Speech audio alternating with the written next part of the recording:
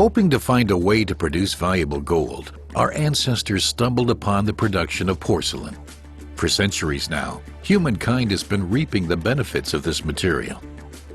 White gold is still being produced in the small village of Triptis in Thuringia.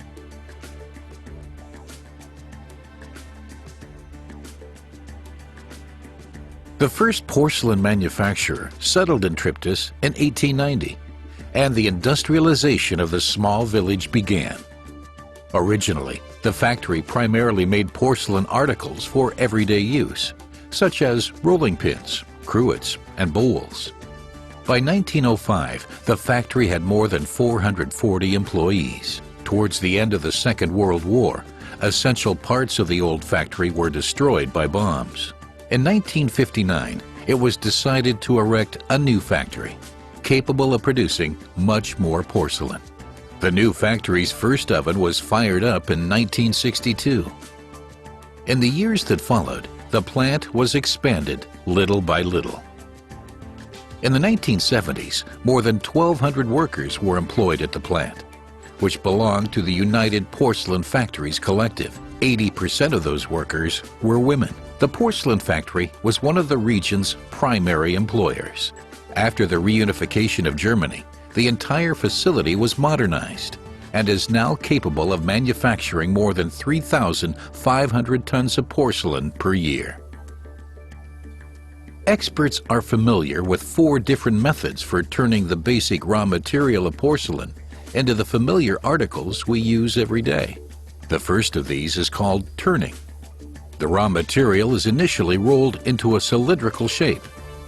Using a roller head, the raw material is turned at the wall of the cylinder.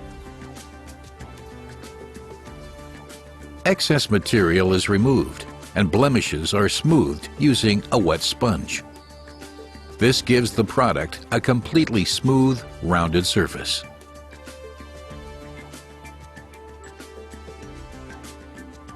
Subsequently, the handle is added to the cup.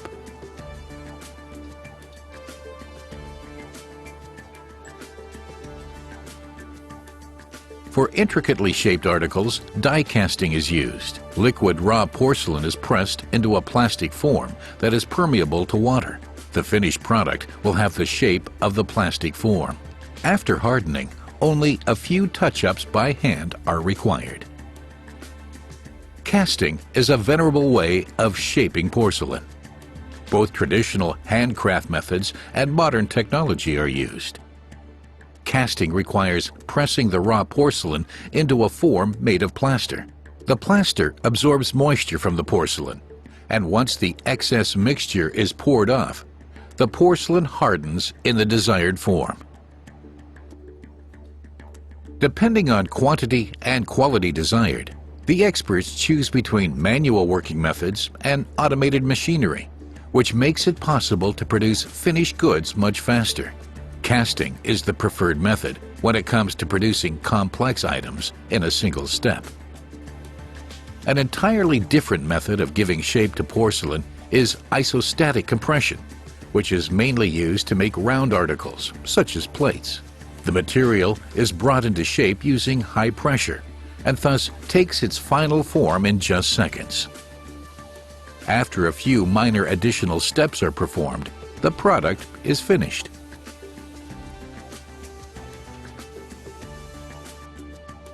The raw porcelain still has to be hardened in the kiln.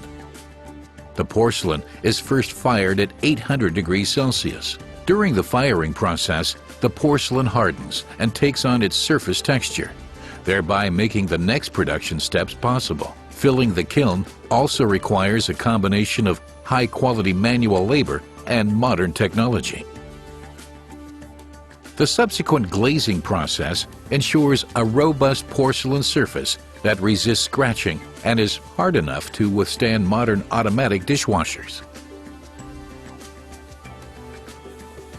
The automated glazing process makes it possible to produce high quantities of premium quality porcelain in a short length of time.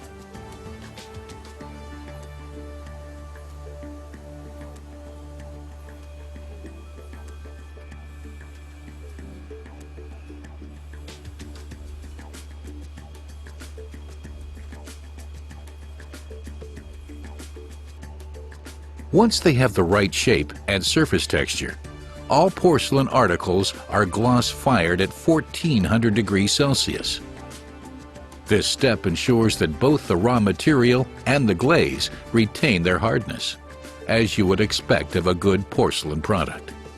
The pieces produced in this way are ready to use as they are, but ornamentation has become indispensable for many porcelain articles. The decoration department gives them their inimitable appearance, either by hand or with the help of modern technology. In addition to the familiar onion pattern, delicate ornamental scenes and unmistakable decoration are added, so the finished products give the right impression. The fact that each of these work steps is performed in the highest possible quality at the Triptis porcelain plant is evidenced by the many orders placed by renowned hotels and elegant restaurants, as well as the growing number of loyal customers who again and again rely on the quality and sophistication of the products manufactured here. The extraordinary quality can be observed in the current product collections of Universo Uncala.